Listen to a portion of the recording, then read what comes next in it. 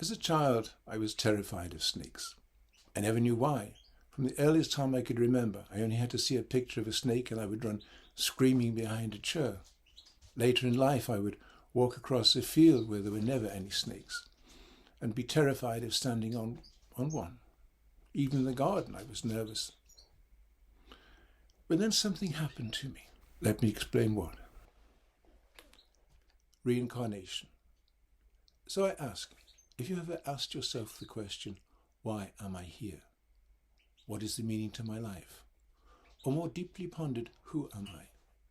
Is life to you a mixed succession of happy and sorry incidents, which raise or interfere with the sense of achievement you set for yourself, or that others have designed for you? Or do you see, after painful events have passed, some lesson or meaning that will help you in your life to be a better person, and that those painful moments stirred you towards that better and happier life? Have you never been hurt in your life and struggled to find the meaning of your pain? For have you never said, or another said to you, why is this happening to me? Only to find you've been propelled into a new lifestyle with totally different opportunities that you could never have had the strength to take if you had not been pushed by what you thought at that time was a tragedy.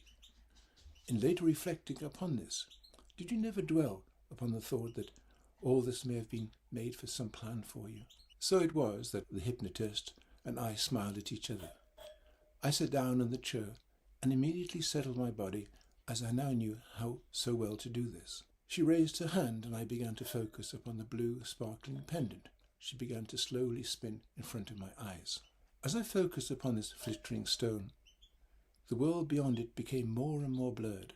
Finally, when there was only the stone and I, my eyes closed and my friend's voice asked me, relax, long and deeply. I'm going to begin counting, she told me.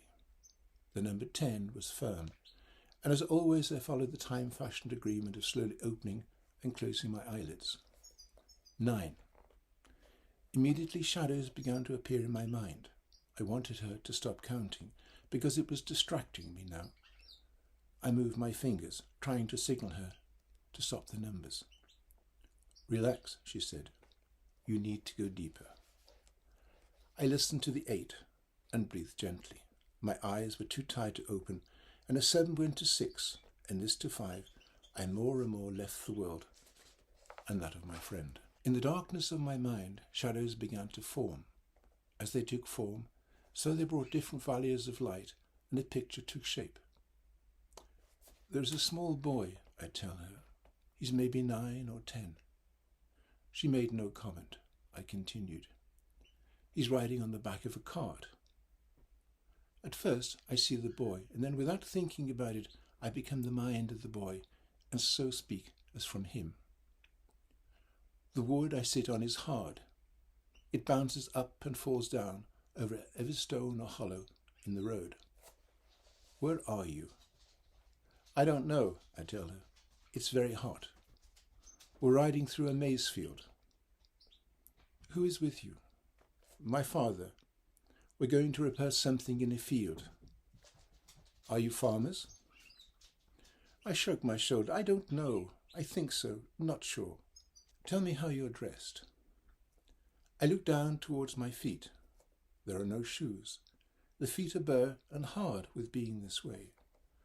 I have trousers on that have a sort of bib that comes up about my chest and is held by straps across my back.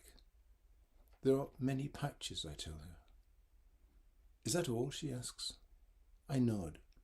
I have no shirt, but then tell her that I wear a hat made of straw. She asks me if I'm in Africa. No, I tell her, it's Louisiana. Louisiana, America. I nod my head. Tell me what happens, she asks again. It's bumpy and I'm hungry. Pa stops the cart and I jump down. I lift a big hammer off the back for him. It's heavy for me, but he takes it so easily.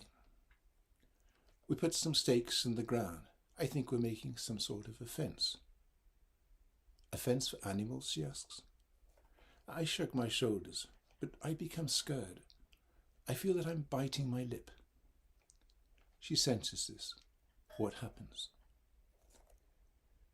It's after we finish putting the steaks in. It's really hot now. A lot of flies. They buzz. Always buzzing. Pa takes our food and I go and sit under a tree. I'm really scared as I tell her this. I can feel my heart rate going very fast. Calm down, she tells me. Remember, this is all in the past. Pa goes to the wagon. I hear this big thud next to me. There's a snake. It fell out of the tree. I'm terrified. Pa, I scream. Then there is a sharp pain and I go sick and dizzy. Everything goes black. What happens, she asks me. It's a long time. I don't know, maybe a day. I feel Ma's hand on my forehead. It's warm and gentle. My eyes flicker a little. Oh, thank God, she says. She hugs me real hard. Do you live with your mother? Yeah, I love them both. Do you remember anything else about this life? And so we went through a life of a young man who became a soldier, a Confederate soldier in the American Civil War. But after that revelation, all my fear of snakes went. I actually now love snakes. Now I can even kiss and cuddle a snake. Now they're my friends. So I found out the meaning of why I was terrified of snakes. I hope you enjoyed this book. I enjoyed writing it. Thank you.